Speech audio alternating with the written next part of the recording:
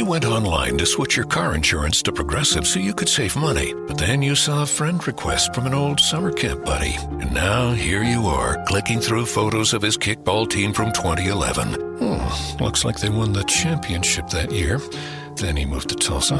Oh, a new tattoo. Yes, they said it was easy to save hundreds on car insurance with Progressive, but they forgot about the rest of the internet. Progressive Casualty Insurance Company and affiliates. National average savings by new customer surveyed who saved in 2019.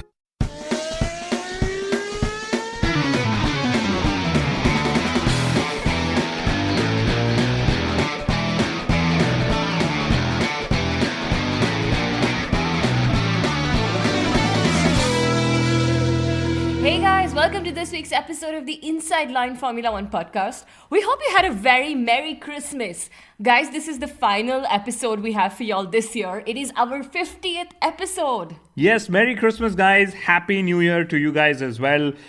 2019 is going to end really soon, and we've literally left our best for the last, right? So this week's episode, like Mithila said, is the Inside Line F1 Podcast Awards. Yay! And guys, we know that most drivers actually hesitate so much to do anything in the off-season. Some of them didn't even participate in the Secret Santa that Formula One organized. But when it comes to the Formula One Awards that the Inside Line F1 Podcast hosts, guys, everyone wants to be here. Hey, Lando. Hey, George. It's good to see you guys here. Hola, Sainz. Hola, Checo. Hola, Nando. Bonjour, Charles. Bonjour, Pierre. Okay, we're not going to greet every driver in their own language. This is exactly where I miss Nico Rosberg. Yeah, he would have actually done it. Greeted every single driver. He'd have probably spoken in Japanese as well. Not that we have a Japanese driver in Formula One, But we have a lot of Japanese listeners. They would love to hear Nico rattle out some Japanese. Hey guys, shout out to all of you actually. Yes. All our wonderful listeners. You guys have been amazing all year long. So Nico Rosberg actually agreed to live stream this episode on his YouTube channel if we actually didn't make too much fun of him. Kunal, I think that was his way of making sure that we don't make fun of him.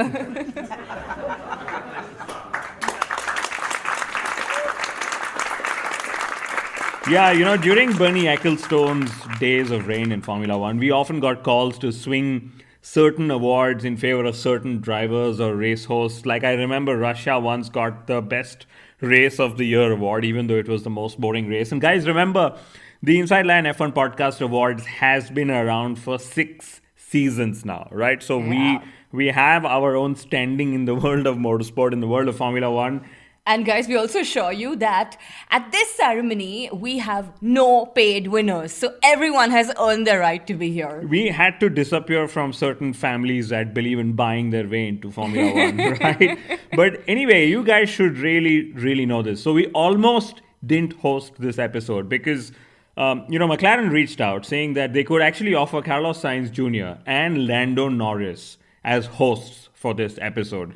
And especially given how important this episode is. Yeah, Carlos Sainz and Lando Norris, they have put Fernando Alonso out of business. And Kunal, now they're eyeing our jobs. So thank you for saying no, because I don't think we would have stood a chance against them. Yeah, they can co-host and sort of be on the other two bikes, but, we'll still be like the number one drivers on the show. But anyway, jokes aside. No jokes aside. It's time for our jokes. It's time for our awards ceremony. Guys, the 2019 season has seen 1,262 laps. I have written this down so I don't get it wrong. 21 races, 20 drivers, 10 teams. We've had 50 episodes. Two hosts on the Inside Line F1 podcast. And now we have one awards show that matters the most. And y'all are here and we're here. So let's get going. So we have 10 categories of awards to follow on the Inside Line F1 Podcast Awards show. I'm not going to keep repeating that this is the Inside Line F1 Podcast Awards episode. Did you remind them we're the Inside Line F1 Podcast Awards? Right. So we've, like every awards you've probably seen, we've got nominations and then we've got winners, and that's something that we're going to keep standard. But the key difference being is that in the Inside Line F1 Podcast Awards, the winner is never who you think it is. Da, da, da, da, da. Okay, guys, so here's a quick look at the categories. So we have Best Radio Message of the Year, Superhero of the Year, Coming of Age of the Year, Comeback of the Year, Oops Moment of the Year. Of the Year. Yeah. of the year. Of the year. Yeah, I'm going to not say that for my categories, right? So there's influencer, there's the joke, the bromance of the year, controversy of the year, and mystery of the year, right? So without wasting too much time, because it's the festive season and everyone, including the drivers, have a lot of things to do, right? We're going to roll on to our first category of the year. Guys, the first category is Best Radio Message of the Year Award. And Kunal, I'm going to nominate Carlos Sainz. His whole smooth operator singing, dodgy as it was, I think it was pretty fun. And yes, he deserves my first nomination. Okay, my nomination actually goes to several of the rookies that we've had this season. So we saw Pierre Gasly screaming on the radio in Brazil. So we saw him screaming. Yeah, but we actually don't know what he was screaming, right? And then there was Leclerc in Italy. I think he kept going saying, yes. You have to say it right, Kunal. Yes. Okay. You should probably say what Leclerc then actually said in Baku. Leclerc in Baku, I am stupid. I agree. You are stupid. You actually fell for that. I fell for that. I walked right into it. I drove right into it.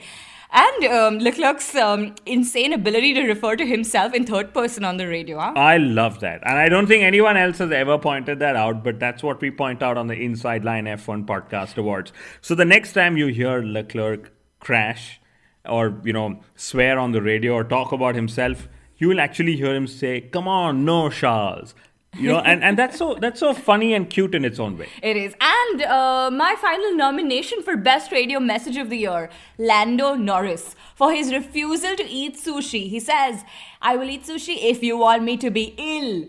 Terminally. That was hilarious. Right. So since this is the first category, I'm going to repeat the main tagline of the Inside Line F1 Podcast Awards before announcing the winner. So the winner is never who you think it is, right? So the winner of the Best Radio Message of the Year award is Lewis Hamilton. And here's why. Because he kept on saying, Bono, my tires are dead. And he kept rewriting that script and repeating that message. The winner, Lewis Hamilton, for Bono, my tires are dead. Kunal, it almost sounds like a rap song, if you think about it. Bono, my tires are dead. Bono, my tires are dead. I promise you, I had shut the bar 3 hours before we got onto the stage. I wasn't allowed to drink and record. Otherwise, I would have been even funnier, guys. Can you all handle that? Okay. Okay, next category.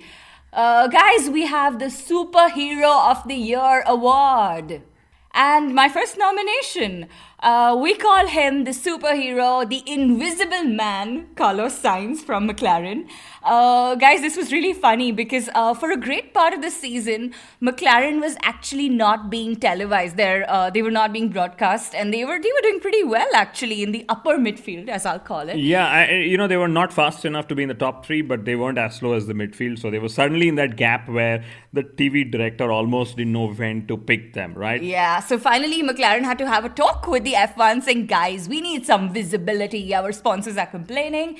And we finally got to see a Carlos Sainz overtake in Brazil. So yeah, good talk. My next nomination is the Hulk, Nico Hulkenberg. Of course, Superhero of the Year award, Kunal. I'm not surprised. No, well, we are actually going to miss him on the grid in 2020, especially if we see Antonio Giovinazzi not, sort of capable of performing up to Kimi Raikkonen's levels, or if Romain Grosjean still keeps spinning and crashing.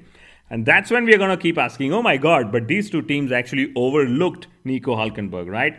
But the strange thing, the Hulk, the character Hulk, the superhero Hulk, was supposed to die in the Avengers movie or at the last 2 Avengers movie, right? But instead, they actually just signed the Hulk out of Formula One. Ooh. That's an irony. That's so like his the wrong script. His superhero is just not getting podiums.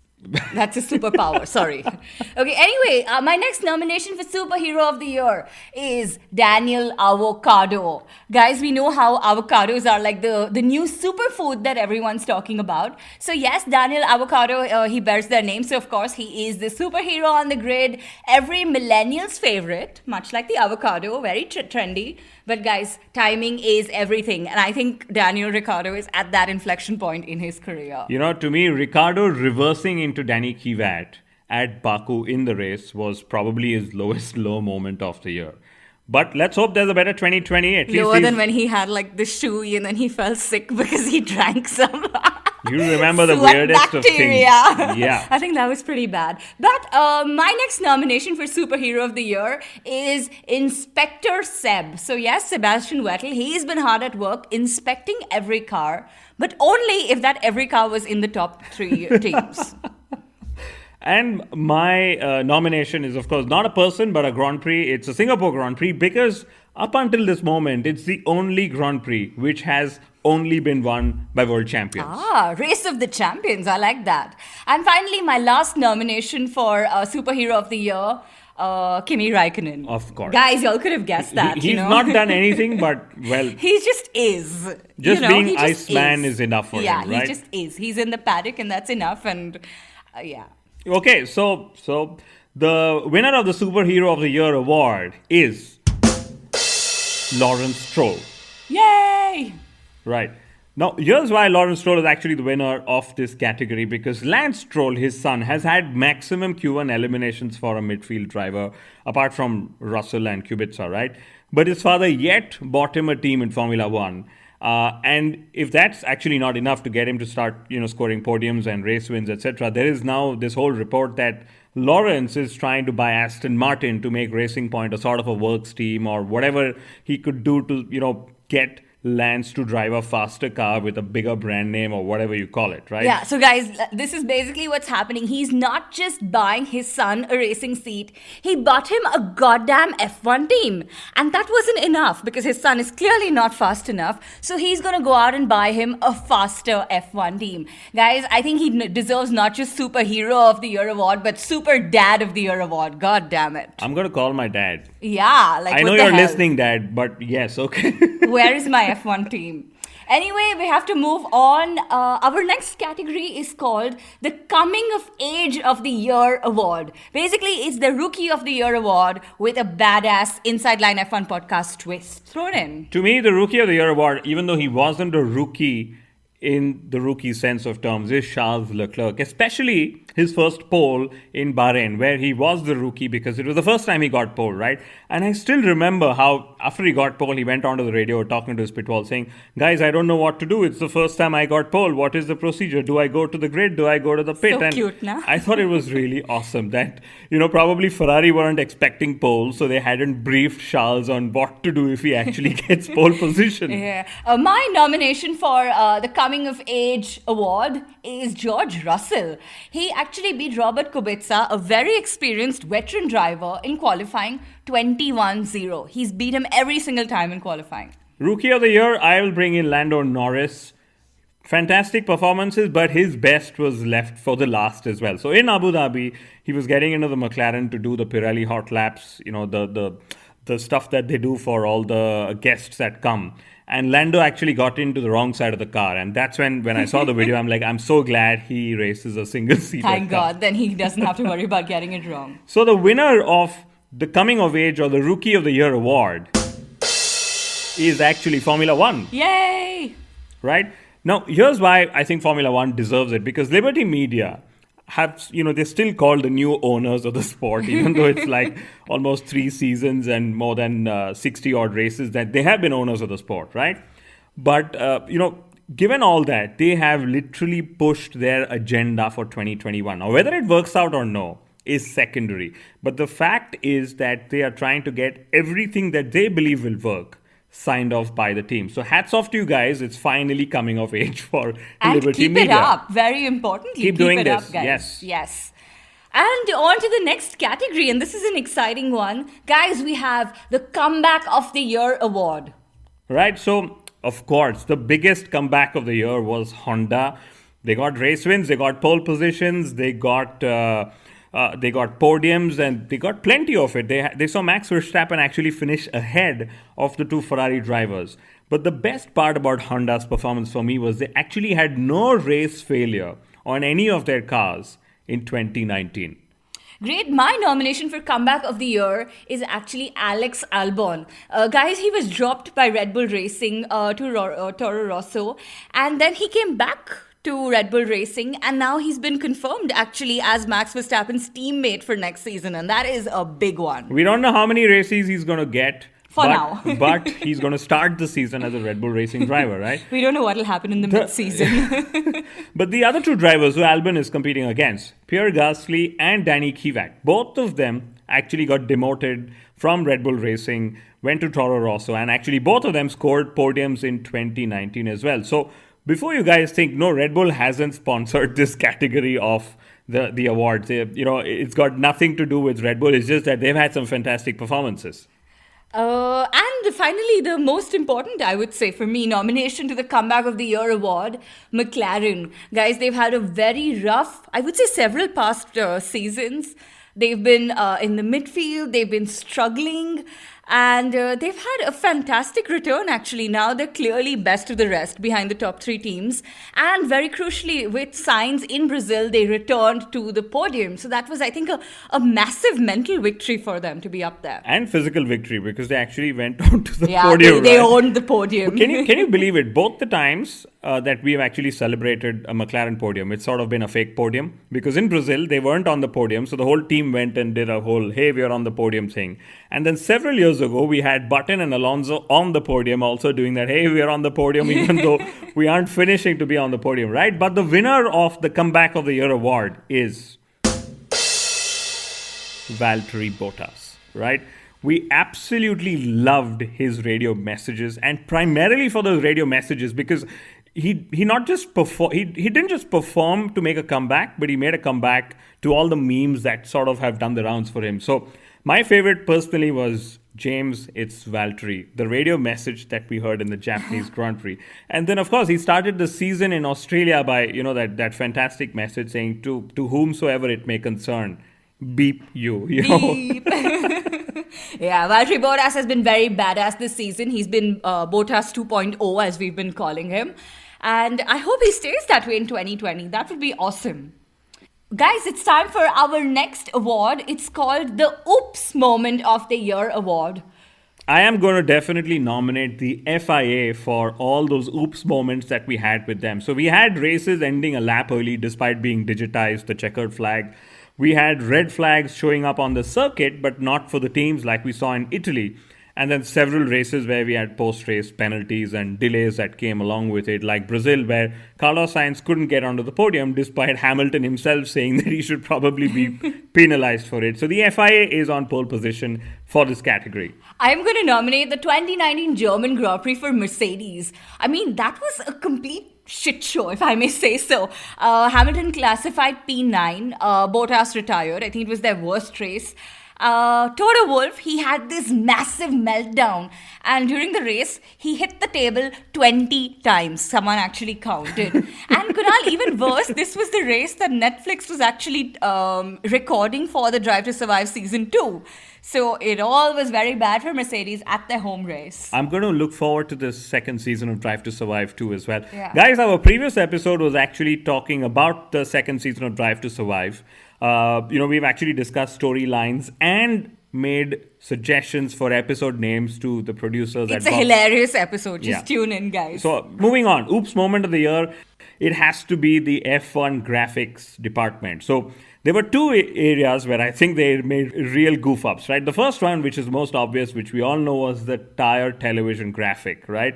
It all turned out to be such a joke that Pirelli distanced themselves, saying, we don't know where Formula One's getting their data from because we are definitely not the ones giving them the data, right? But the second option, or the second one that actually got them the nomination was, I think, at the Singapore Grand Prix, where Claire Williams came onto the TV and then Formula One fired a TV graphic which said, Claire Williams, girlfriend of George Russell. Oh, man.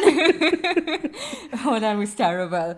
But unfortunately, that's not a winner. It was a very big oops moment. But we have something funnier. So the winner of the Oops Moment of the Year award is Sergio Perez. Or guys, specifically Sergio Perez's pizza. Have you guys seen the pizza he was eating? It was the most horrendous pizza. It had like tuna and I don't know, lots of weird toppings all together. It wasn't a pizza. He called it that, but it wasn't a pizza. It was a major oops moment. So yes, Sergio, please come and take your award. And don't get your pizza. That should be banned, goddammit. Right. So the next award of the year is the Influencer of the Year award. And Mithila is actually screaming and shouting and so excited on the mic that she's coughing a little bit, right? Yeah, I'm losing my voice, guys. But only after the episode and after Only. this whole season of 50 episode ends, right? So Influencer of the Year award, this is going to be a fun one. Yeah, I am actually going to nominate the Netflix Drive to Survive show. It's been a massive influence. We've had so many people who've, not really been following the sport or couldn't care less about the sport, and they've tuned into Netflix, they've seen the show, and suddenly they're so excited about Formula One, and they actually started watching some races, and they were like, it's quite interesting. And In fact, we've seen a bump up in listenership on our show after the first season of Netflix. So we're really looking forward to season 2. I'm going to bring back Inspector Seb for the Influencer of the Year award because, like we mentioned, he keeps inspecting all the other cars. But when the 2021 cars were announced and there was this dummy model that was kept on the stage, right? Seb started inspecting the car and then he brought in all the other drivers like Verstappen was there, I think Checo was there, Bottas was there. And, he was sort of giving that whole spy look saying, what does this dummy car do? What can we learn for 2021 already? What can I tell Ferrari already? And speaking of Inspector Seb, he actually also inspired Zach Brown, Zach Brown to be Inspector Brown because Zach Brown was asking Christian Horner to let him have, an inspection of the Red Bull racing car. I mean, every team principal would love to inspect their rivals' factories. And because his gentlemanly request was denied, he actually bought himself a factory tour of Red Bull racing. So much for all the charity Zach Brown did. I mean, everything is focused towards getting McLaren back into the point.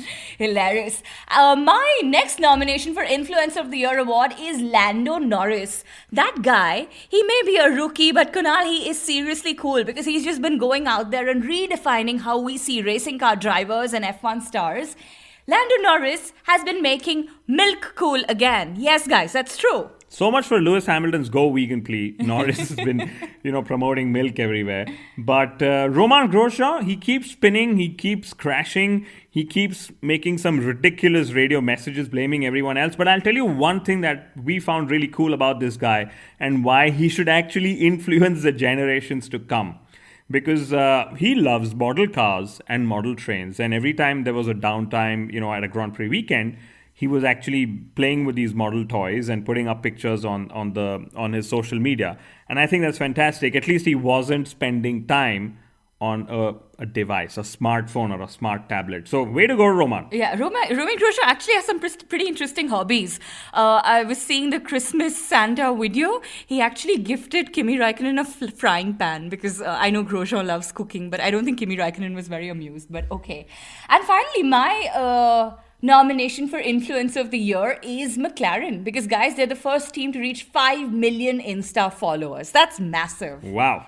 Right. So I don't know why by default all the winner announcements are being made by me, but we'll swap that from the category to come. Okay. So the winner of the Influencer of the Year award is again Lewis Hamilton. Right. He was a game changer, if you ask me, because he started this whole go vegan, please, save the planet, do whatever it takes for climate control and climate change and all of that. But most importantly, he influenced Sebastian Vettel, his championship rival, to at least try the vegan diet, right? And we think that's pretty cool. Yeah, that is pretty cool. And the next category is the Joke of the Year award, proudly sponsored by the Inside Line Formula One podcast award because, guys, we love jokes. This category actually is very funny because Renault have been trying really hard to win something all season long and they haven't. So they were like, okay, we didn't win anything in the real F1 deal. So at least we'll try and win something on this podcast awards ceremony. So they've submitted multiple entries to us. Yes, so Renault, I think Cyril Abiteboul's insistence that Renault's engine is the best along with Ferrari. Good joke, guys. Good joke. Keep it up. Then they had a double retirement in Bahrain on the same lap. Hilarious. Okay, calm down. Yes. Then we also know that there was a Renault truck that was carrying Formula One team equipment that crashed between the races. Well, it's not, of course, not a joke, but just goes to show what a funny season it's been for Renault. Thankfully, nobody was injured, right? And then I think one of the Renault development drivers doing a demo in Brazil during the Senna tribute also crashed in his demo car run. Can't crash during a demo tribute, guys. Come on. Well, several drivers actually have, including Sebastian Vettel and I think Danny Kivat as well. But anyway, I'm eager to share who the winner is. But it's on to you to actually share. So here's the envelope. Okay, guys, the Joke of the Year award. Unfortunately, Renault did not win because they did not adequately impress us with their jokes this year. They have to try again next year, harder. The winner is Nico Rosberg.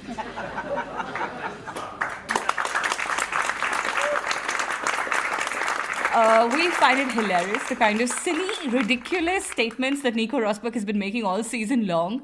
Often it just seems like he just wants to remain in the limelight, you know, he can't let go. But we must reveal to all our listeners that this was a very closely fought battle between Nico Rosberg and Jacques Villeneuve, right? And I think Nico just won because he actually has a very popular meme to his name, you know, that is Rosberg's career over? Is Verstappen's career over? That whole that fire meme that's there, right? Eddie Irvine sort of made it to the list, but you know, like his championship ambitions, Eddie needs to probably work a little more harder Can do better if he wants to win the Joke of the Year award next year. Great. So the next category we have is a very special one. It's called the Bromance of the Year award. My first nomination is actually this strange bromance between Vettel and Lewis Hamilton. I don't know if you guys remember, but Vettel actually called Lewis Hamilton handsome in a press conference. He said it by mistake. He meant to say that Lewis Hamilton is handy, but for some reason he said handsome, and then Vettel promptly started blushing all shades of red. But Lewis Hamilton can't be ignored because he also had a very, very envious bromance with Valentino Rossi, envious for all of us and for Lando Norris. There was this really hyped exchange about their machines that happened a few weeks ago. And I think that's a very strong entry that we've got in this category. My nomination for Bromance of the Year, and I think all of you guys could have seen this coming, Lando Norris and Carlos Sainz Jr. I think everything they've done this season long has been, you know, a tribute to their blossoming bromance. They've been not just teammates, but, you know, absolute like partners in crime in every single way, you know, lifetime members of the McLaren meme machine. And it's been a fantastic season, you know, following them off track as well. The next nomination is actually all the younger F1 drivers that played FIFA together in Japan. And this was courtesy Max Verstappen's very futuristic traveling FIFA setup. But we should actually nominate F1 drivers and their bromance with FIFA. I think that's a good nomination. Okay, that's the nomination, but we actually have a winner, right? So the winner is Lewis Hamilton and Toto Wolff. Whoa, I didn't see that one coming. Yes, you know, given this whole rumors for 2021 and Mercedes' contracts ending in 2020, both Hamilton and Wolff have been saying that, oh, we will see what the other is doing. So Lewis has said, I'm going to wait to see what Toto does.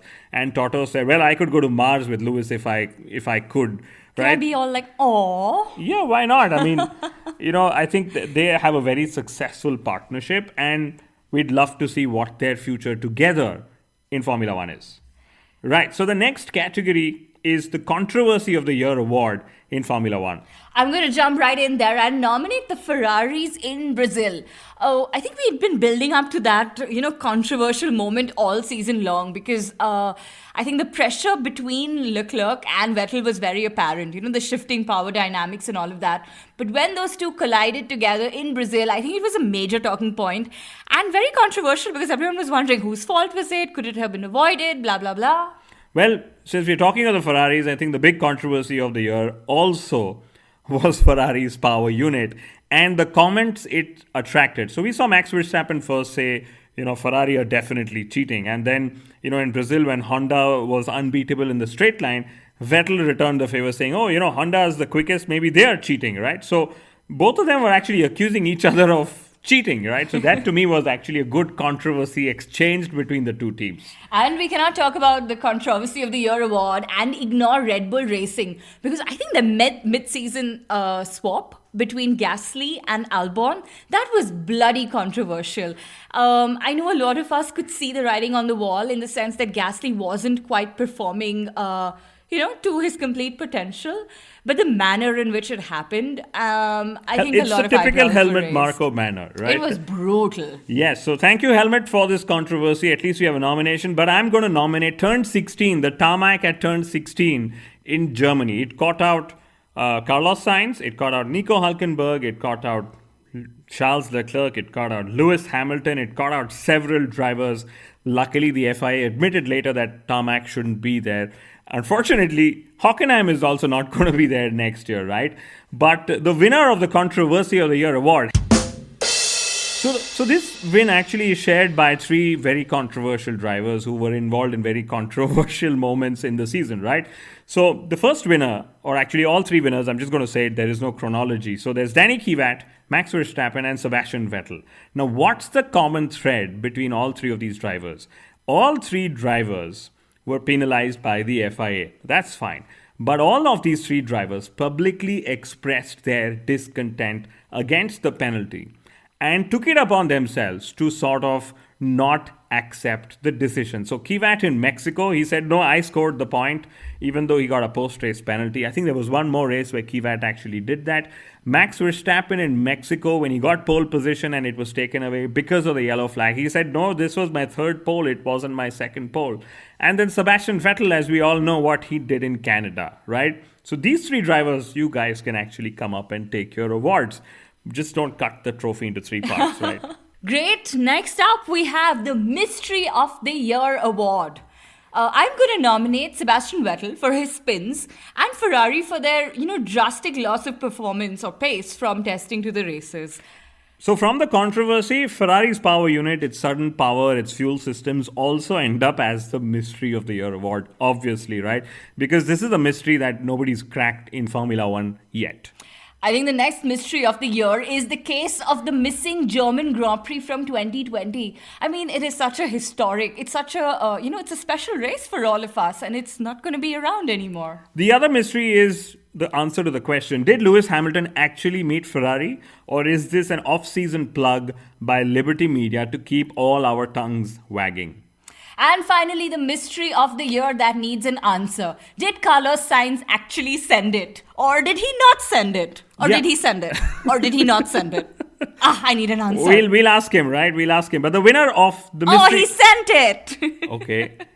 Thank you. Yes. So the winner of the Mystery of the Year award is actually Lewis Hamilton again. But it's not all of Lewis Hamilton. It's only Lewis Hamilton's left hand. Why? Because... Lewis Hamilton's left hand has always been on the steering wheel at a very different position. It's sort of on the top left of the steering wheel. And that's actually sort of been, people have been asking him why he does that. Now, he says, I just do it to rest my hand on the steering wheel. But I don't know if that could actually blow up into a controversy in 2020. Guys, that brings us to the end of all our categories, and now we're going to have an open bar. So all you fellows who won awards and all of you all who didn't win awards are actually most welcome to come and join us for a drink. And guys, thank you so much for enjoying our podcast all through 2019. It's been a roller coaster. Yes, we've actually got new plans for 2020. You can follow us on Facebook through the festive period and into the new season as well. Kunal is getting very emotional, guys. He looks very upset that the season is drawing to a close. His beloved podcast is... I'm just remembered of Lando Norris's radio. Oh, are you crying? Are you crying? I think I'm crying. On that note, ladies and gentlemen, see you in 2020. Adios. Adios, guys. We'll miss y'all.